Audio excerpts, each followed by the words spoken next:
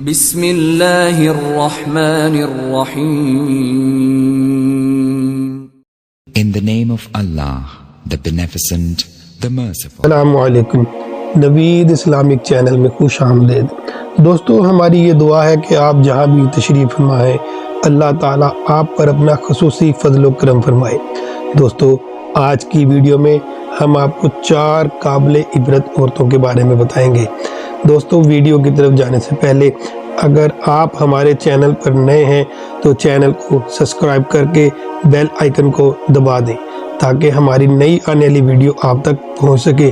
دوستو، نیکی کے اس کام میں ہماری مدد کرنے میں اور اپنا حصہ ڈالنے کے لیے اس ویڈیو کو زیادہ سے زیادہ شیئر کریں. تو چلتے ہیں ویڈیو کی جانب. دوستو، یہ حضرت نوح علیہ السلام کی بیوی تھیں.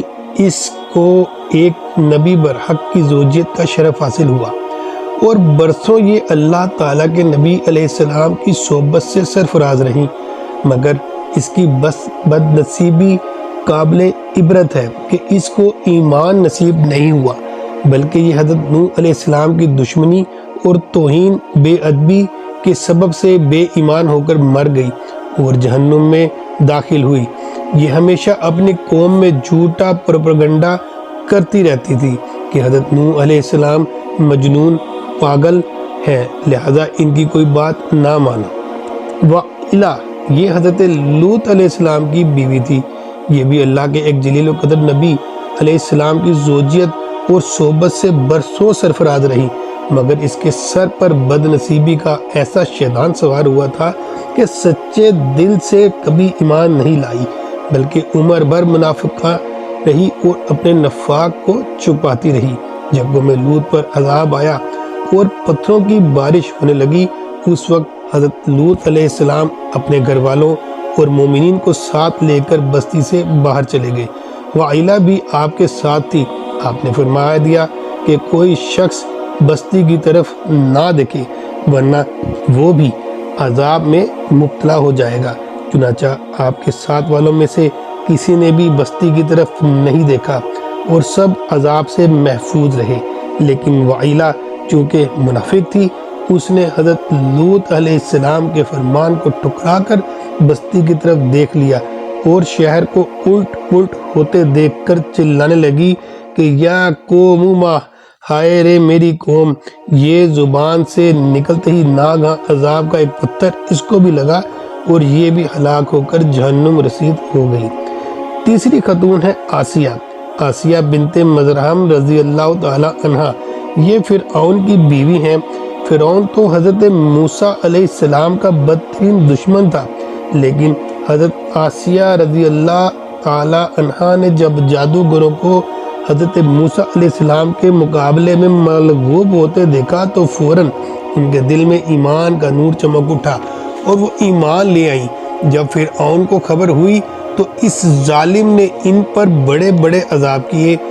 بہت زیادہ زد و کوب کے بعد چومیخا کر دیا، یعنی کھونٹیاں گاڑ کر حضرت آسیہ رضی اللہ تعالی عنہ کے چاروں ہاتھوں پیروں میں لوہے کی میخیں ٹھوک کر چاروں کھونٹوں میں اس طرح جکڑ دیا کہ وہ ہل بھی نہیں سکتی تھی، اور بھاری پتھر سینے پر رکھ کر دھوپ کی تپش میں ڈال دیا اور دانا پانی بند کر دیا. لیکن ان مصائب اور شداد کے باوجود وہ اپنے ایمان پر قائم و دائم رہیں اور فرعون کے کفر سے خدا عز و جل کی پناہ اور جنت کی دعائیں مانگتی رہی، اور اسی حالت میں ان کا خاتمہ بالخیر ہو گیا اور وہ جنت میں داخل ہو گئی. اور ابن کسان کا قول ہے کہ وہ زندہ ہی اٹھا کر جنت میں پہنچا دی گئیں. ناظرین، چوتھی لیڈیز مریم بنت عمران رضی اللہ عنہ. یہ حضرت عیسیٰ علیہ السلام کی والدہ ہے. چونکہ حضرت عیسیٰ علیہ السلام ان کے شکم سے بغیر باپ کے پیدا ہوئے، اس لیے ان کی قوم نے تان اور بدگوئیوں سے ان کو بڑی بڑی ایذا پہنچائی. صابر رہ کر اتنے بڑے بڑے مراتب اور درجات سے سرفراز ہوئی کہ خداوند قدوس نے قرآن مجید میں ان کی مدح اور ثنا کا بار بار خطبہ ارشاد فرمایا.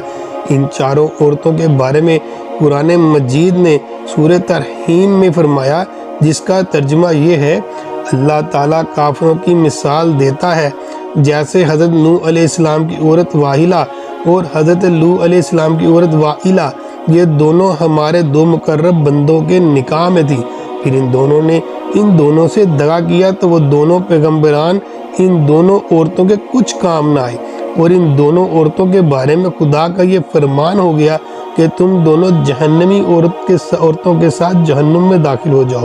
اور اللہ تعالیٰ مسلمانوں کی مثال بیان فرماتا ہے، فرعون کی بیوی آسیہ جب انہوں نے عرض کی اے میرے رب میرے لیے اپنے پاس جنت میں گھر بنا اور مجھے فرعون اور اس کے کام سے نجات دے اور مجھے ظالم لوگوں سے نجات بخش، اور عمران کی بیٹی مریم جس نے اپنی پارسائی کی حفاظت کی تو اس میں اپنی طرف سے روح پھونکی اور اس نے اپنے رب کی باتوں اور اس کی کتابوں کی تصدیق کی اور فرما برداروں میں سے ہوئی۔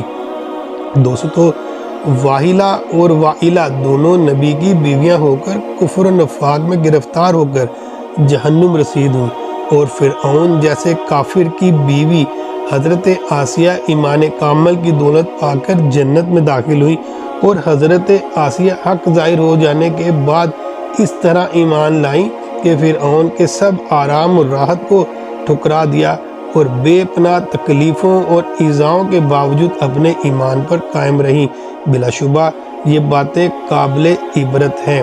اللہ تبارک و تعالی ہمیں بھی ایمان پر خاتمہ اور اللہ تعالیٰ کے اصول اور قرآن کے احکامات پر چلنے کی توفیق عطا فرمائے۔ ناظرین، یہ ویڈیو آپ کو کیسی لگی کمنٹ سیکشن میں بتا کر ہماری حوصلہ افزائی کیجیے۔